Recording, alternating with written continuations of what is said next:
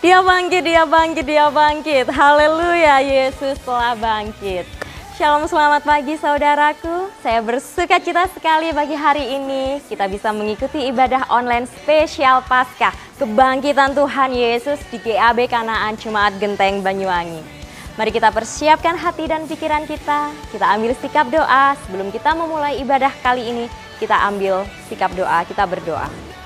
Tuhan Yesus, kami mengucap syukur pagi hari ini Tuhan, kami akan beribadah, memuji, memuliakan nama-Mu. Tuhan Yesus, sekalipun keadaannya kurang ideal, sekalipun kami belum bisa beribadah di gereja-Mu Tuhan, tapi kami percaya hadirat-Mu ada tercurah di tempat ini. Terima kasih Tuhan Yesus untuk berkati kami sepanjang ibadah kami. Di dalam nama Tuhan Yesus, haleluya, amin.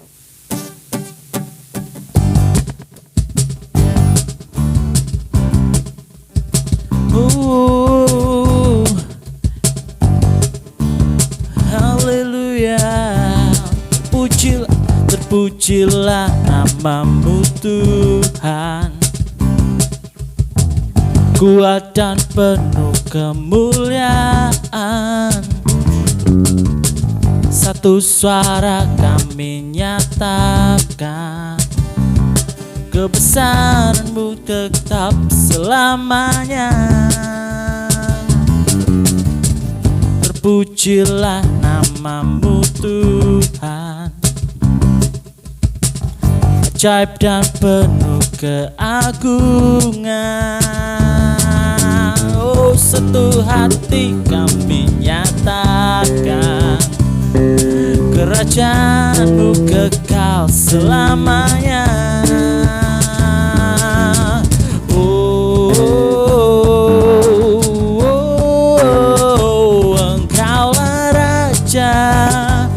Atas dunia yang menghancurkan kutu dan membebaskan jiwa, kami bersorak bertepuk tangan.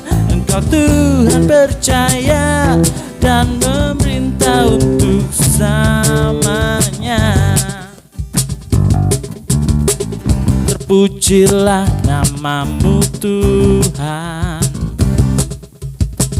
ajaib dan penuh keagungan. Oh, oh, oh, satu hati kami nyatakan, kerajaan-Mu kekal selamanya.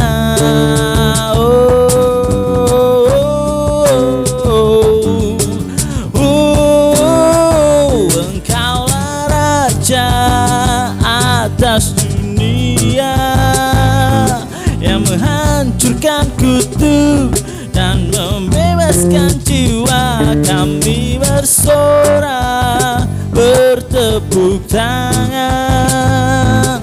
Engkau Tuhan percaya dan memerintah untuk Engkaulah Raja atas dunia yang menghancurkan kutuk dan membebaskan jiwa.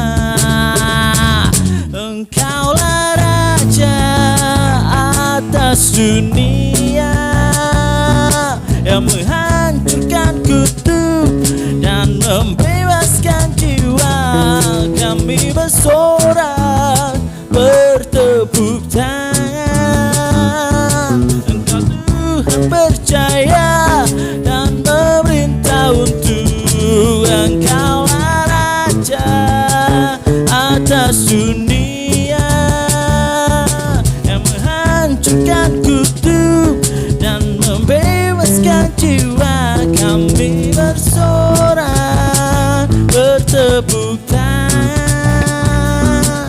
Engkau Tuhan percaya dan memerintah untuk selamanya.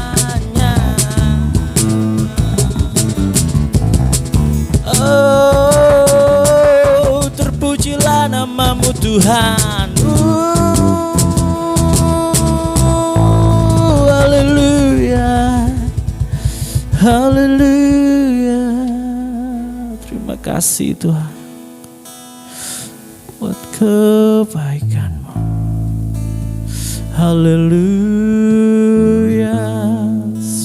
Engkau Allah yang besar, Engkau layak ditinggikan Tuhan. Haleluya.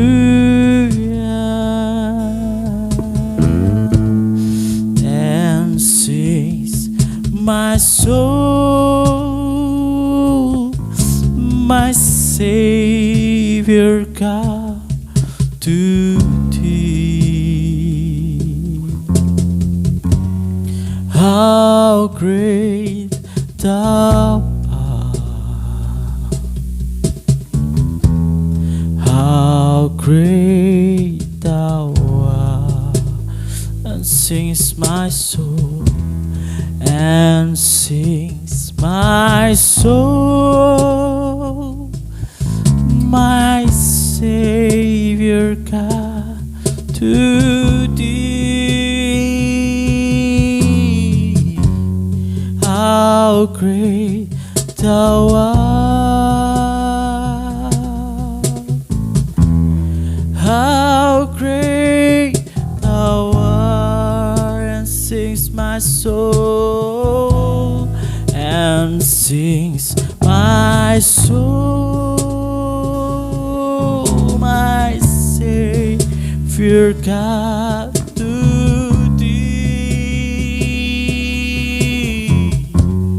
How great thou art, oh, how great thou art, and sings my soul, my Savior God, to thee. How great thou art, how great thou art, and sings my soul, my Savior God, to thee. How great thou art, how great thou art, how great thou art, and sings my soul, and sings my soul, my Savior God, to thee. How great thou art, how great thou art, how great thou art, how great thou art, how great thou art, how great thou art, how great thou art.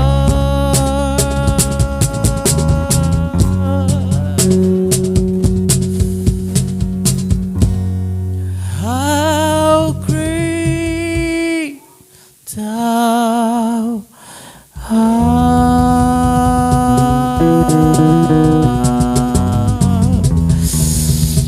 Hallelujah.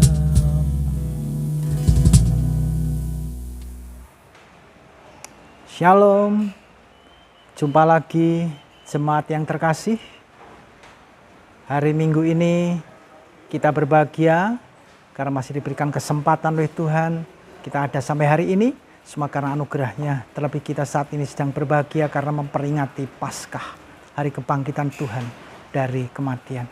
Sebelum kita dengar renungan firman Tuhan, mari kita akan berdoa untuk memohon hikmat Tuhan, mohon berkat Tuhan, supaya firman kebenaran ini memberkati kita sekalian. Mari kita berdoa. Tuhan Yesus, kami mengucap syukur untuk kesempatan yang indah saat ini.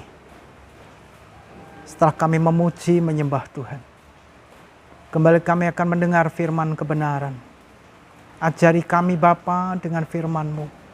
Hikmat-Mu atas kami hamba-Mu untuk menyampaikan firman-Mu. Hikmat-Mu juga untuk seluruh jemaat yang mendengar. supaya mereka memahami kebenaran firman yang hamba sampaikan pagi ini. Berkaryalah Roh Kudus di rumah-rumah jemaat yang saat ini sedang mengikuti ibadah online ini, supaya mereka boleh menikmati kemenangan yang dari Tuhan, yaitu Paskah yang memberikan keselamatan, memberikan kemenangan. Kami bersorak bagi Tuhan karena Allah mengasihi kami, karena telah bangkit dari kematian untuk menyelamatkan kami. Bapa, terima kasih, kami sambut firman-Mu di dalam nama Tuhan Yesus Kristus. Haleluya. Amin, amin, amin. Haleluya. Para kekasih Tuhan, pada hari Paskah yang indah ini, kita sungguh mengingat bagaimana masa-masa penderitaan Tuhan begitu mencekam seperti yang kami sampaikan hari Jumat kemarin. Bagaimana Tuhan mengalami penderitaan yang luar biasa. Dalam rangka apa? Dalam rangka menjalani misi untuk keselamatan kita, untuk menebus kita. Dan saat ini kita memperingati hari kemenangannya, dia bangkit dari kematian. Dia mengalahkan maut. Saudara, kalau kita sering mendengar, bahkan sering kita juga didebat oleh orang-orang yang tidak paham akan kebangkitan, kematian dan kebangkitan Kristus. Mereka mengatakan yang disalib itu bukan Yesus, tapi digantikan orang lain. Sehingga tidak mungkin ada kebangkitan. Orang mati tidak mungkin bangkit. Saudaraku, bahkan para pemuka agama waktu itu, orang-orang Farisi, para imam, berbohong. Mereka mendapatkan kesaksian dari para petugas jaga atau tentara yang menjaga kubur. Dia menceritakan bahwa Yesus bangkit. Tetapi para imam dengan ketakutan mereka mengatakan, jangan sampaikan kepada orang-orang. Katakan bahwa yang benar adalah Yesus dicuri, mayat Yesus dicuri oleh para muridnya sementara kami tidur. Dan itu menjadi kebohongan sampai dengan hari ini. Saudaraku, pada peringatan Paskah ini, saya ingin mengajak kita untuk kita belajar kembali, mengenal Dia, mengenal kebangkitannya, dan juga memahami tentang penderitaan Kristus itu. Mari kita akan membaca dalam Filipi pasal 3. Haleluya. Siapkan Alkitab saudara, siapkan buku catatan saudara, dan siapkan juga pulpennya. Saudara, saya pastikan saudara sudah duduk tenang. Saya pastikan saudara sudah mempersiapkan diri untuk mengikuti ibadah saat ini. Saya akan bacakan di dalam surat Filipi pasal yang ketiga, ayat yang ke-10. Demikian firman Tuhan. Yang ku kehendaki ialah mengenal Dia dan kuasa kebangkitannya dan persekutuan dalam penderitaannya, di mana aku menjadi serupa dengan Dia dalam kematiannya. Kita sambung ayat 11. Supaya aku akhirnya beroleh kebangkitan dari antara orang mati. Saudaraku,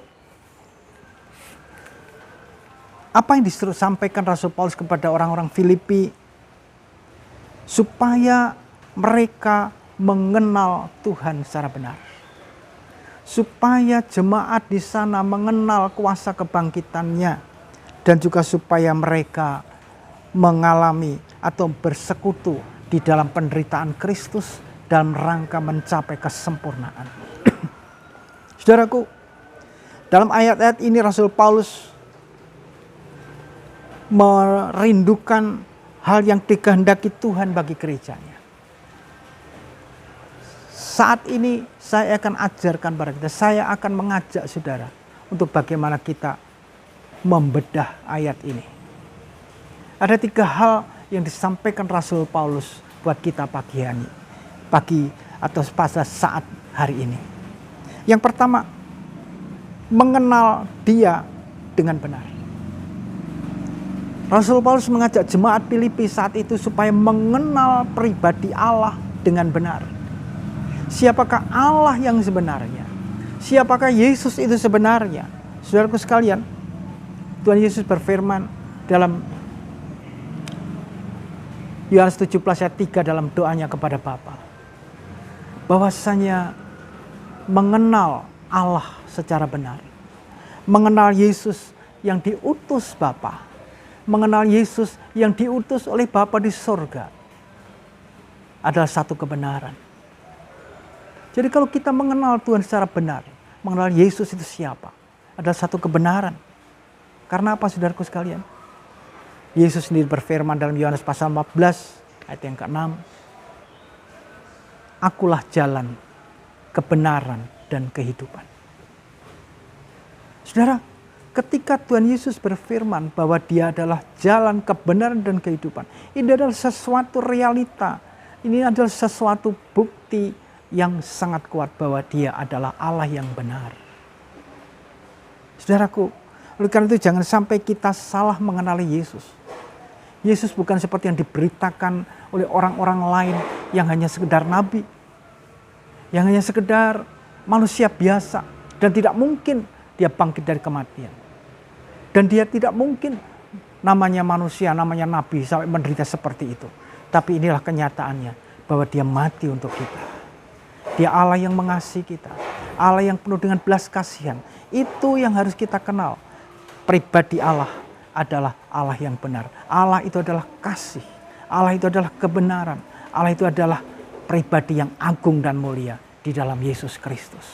Saudaraku sekalian, Ayub saat dia mengalami penderitaan. Ayub saat dia mengalami ujian dari Tuhan. Begitu dia seolah-olah dia sendiri, saya sudah benar, kenapa kok masih mengalami ini? Tapi saat Tuhan berfirman kepada, saat Tuhan menegur dia, menjumpai dia secara pribadi. Di dalam Ayub pasal 42 ayat yang kelima kalau saudara baca.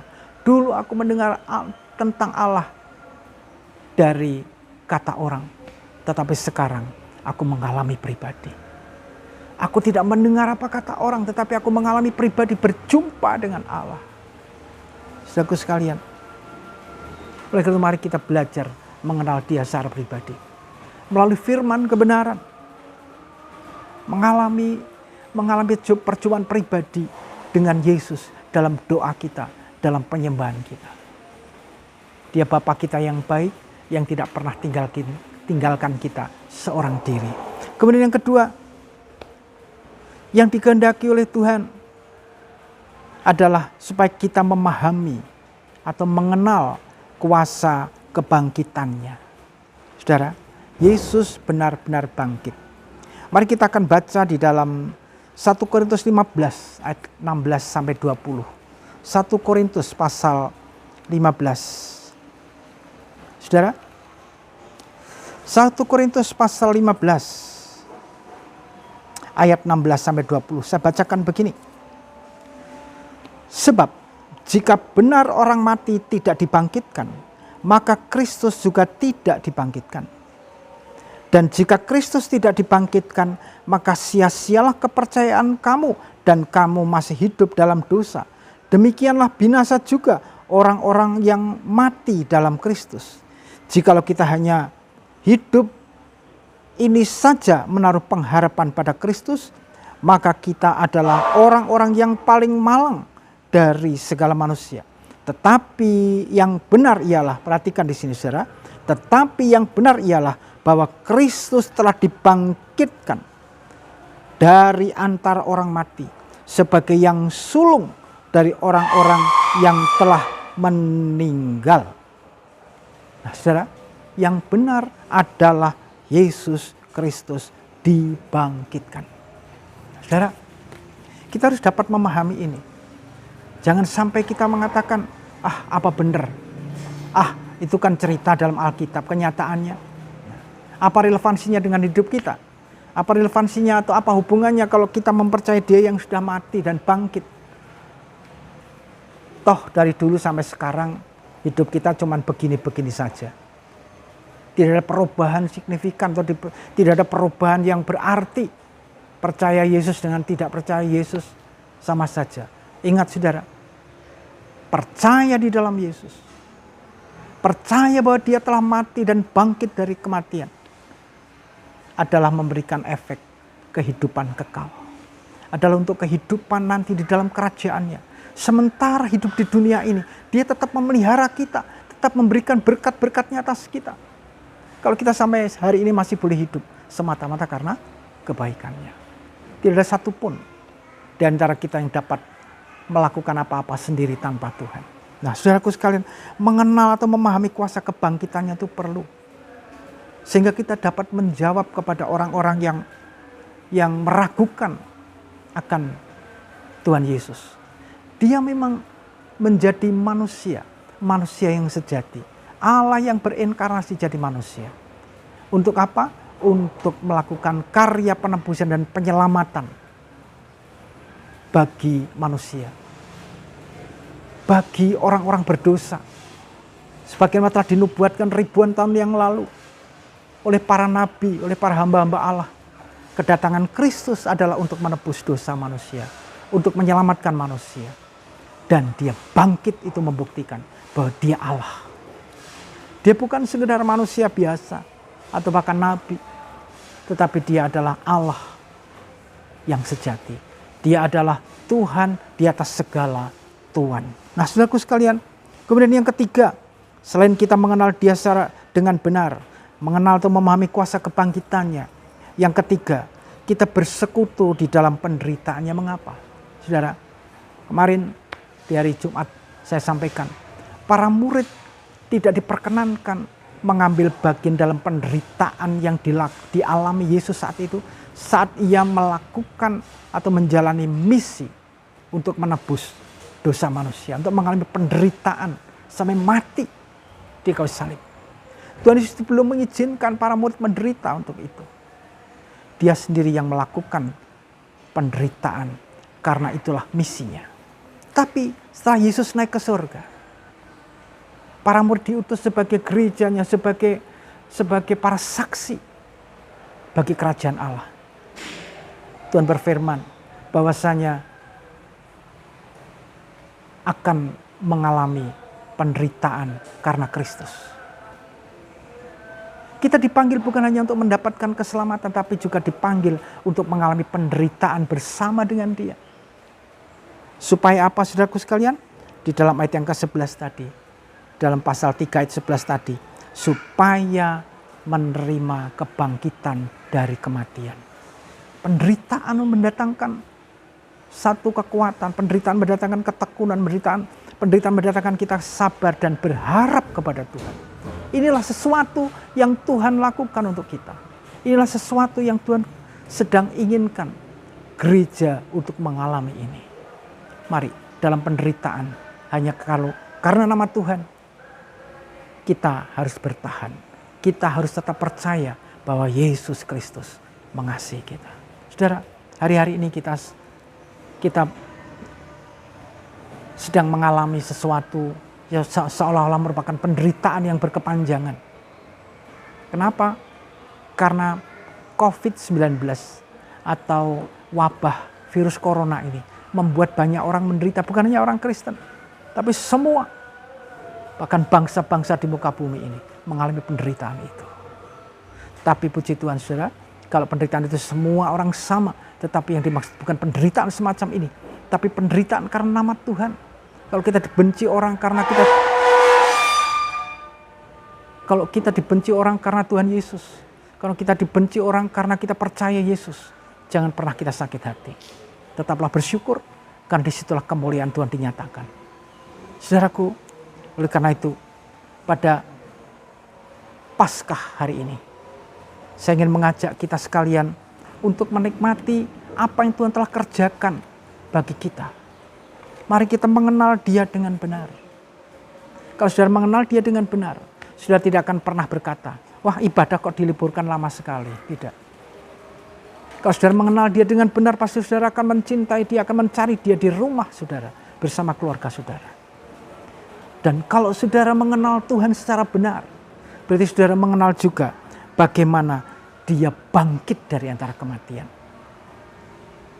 Dan setelah Dia bangkit dari kematian, Dia memberikan kepada kita jaminan keselamatan, jaminan hidup kekal dalam kerajaannya. Tetapi untuk itu kita harus bayar harga Harganya apa? Kita menderita karena nama Yesus. Kalau kita dikucilkan orang, kalau kita dihina oleh orang karena nama Yesus, jangan pernah kita sakit hati, kecewa kepada Tuhan. Tapi ingatlah, itu bagian dari yang harus kita alami supaya kita mengalami kuasa kebangkitannya. Haleluya. Saudaraku, sebagai ayat penutup di dalam Paskah tahun ini, saya sebenarnya sudah membuatkan semacam skat buku seperti ini. Ya. Seperti ini sudah saya buatkan, sebenarnya sudah siap untuk dibagikan seperti biasa setiap tahun. Dan di baliknya nanti akan saya tulis ayat-ayat pribadi. Tetapi pada saat ini saya akan bacakan ayat emas dalam Paskah hari ini. Di dalam Yohanes pasal 14 ayat 27. Demikian firman Tuhan. Damai sejahtera ku tinggalkan bagimu. Damai sejahtera ku berikan kepadamu. Dan apa yang ku berikan tidak seperti yang diberikan oleh dunia kepadamu. Janganlah gelisah dan gentar hatimu.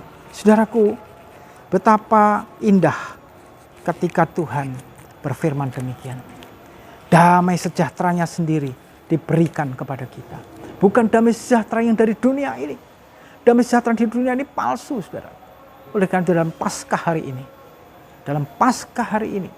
Mari kita mengenal Dia secara pribadi. Yang telah memberikan kita damai sejahtera. Yesus Kristus Tuhan, Gembala kita yang agung, tak pernah tinggalkan kita. Dia yang memberkati kita, Dia yang melindungi kita. Mari mengenal Dia secara pribadi lebih dalam lagi. Lebih dalam lagi. Dan kita mengenal, memahami bahwa Dia telah menderita bagi kita. Penderitaannya adalah untuk menebus hidup kita dari dosa. Dan kebangkitannya memberikan kita janji kehidupan kekal, kepastian untuk hidup kekal. Dan kita menderita bukan untuk kita merasa ditinggalkan, tapi justru disitulah kasih karunia Allah limpah atas kita. Haleluya. Selamat Paskah saudaraku. Tuhan Yesus memberkati. Damai sejahtera yang dari Tuhan limpah atas kita sekalian. Amin. Mari kita berdiri. Mari kita berdoa untuk semua yang sudah kita dengar selama ibadah ini. Biarlah Tuhan memberkati kita dan melindungi kita sepanjang hari ini dan seterusnya. Mari kita berdoa. Tuhan Yesus, kami bersyukur kepadamu. Engkau sudah berfirman kepada kami. Ajari kami Tuhan untuk mengenal Engkau secara pribadi lebih lagi. Juga mengenal kuasa kebangkitan-Mu. Bahwa Engkau yang telah mati di kayu salib tidak selamanya mati. Tapi Engkau bangkit dari kematian. Karena Engkau adalah Allah yang sejati. Dan ketika kami mengambil bagian penderitaan di dalam Kristus. Berikan kami kekuatan dan kesabaran. Karena disitulah Tuhan menyatakan kemuliaan-Mu. Kami diberikan kekuatan. Diberikan kemampuan untuk menjalani hidup ini. Untuk mengambil penderitaan bagi Kristus. Supaya nama Tuhan dipermuliakan. Bapa, terima kasih. Kau tanamkan benih-benih firman-Mu di dalam setiap kami Bapa. Supaya firman ini dapat bertumbuh, berbuah. Dan kami hidupi untuk kami jalankan dalam kehidupan sehari-hari. Terpujilah Engkau kekal selama-lamanya. Dan kami mengakhiri ibadah kami siang hari ini. Di dalam nama Tuhan Yesus Kristus. Haleluya. Mari saudara kita naikkan doa Bapa kami. Bapa kami yang di surga. Dikuduskanlah namamu. Datanglah kerajaan-Mu. Jadilah kehendak-Mu di bumi seperti di surga. Berikanlah kami pada hari ini makanan kami yang secukupnya. Dan ampunilah kami akan kesalahan kami. Seperti kami juga mengampuni orang yang bersalah kepada kami. Dan janganlah membawa kami ke dalam pencobaan. Tapi lepaskanlah kami daripada yang jahat. Karena Engkau yang punya kerajaan dan kuasa dan kemuliaan. Sampai selama-lamanya. Amin. Haleluya. Tuhan melindungi dan memberkati engkau. Tuhan menghadapkan wajahnya dan memberimu kasih karunia. Dan Tuhan mengarahkan wajahnya dan menyinari engkau. Dan memberimu damai sejahtera. Oleh karena itu terimalah berkat damai sejahtera. Anugerah dan perlindungan yang sempurna dari Bapa Maha Kuasa Allah Pencipta langit dan bumi. Kasih setia, kasih karunia Putra yang tunggal Yesus Kristus Tuhan kita. Dan persekutuan di dalam kuat kuasa Roh Kudus. Dalam nama Tuhan Yesus Kristus. Kiranya terus menyertai kita mulai sekarang ini sampai Maranatha. Tuhan datang kembali menjemput kita di awan-awan bahkan sampai kekal selama-lamanya. Haleluya, haleluya. Amin. Amin. Selamat Paskah, Tuhan memberkati.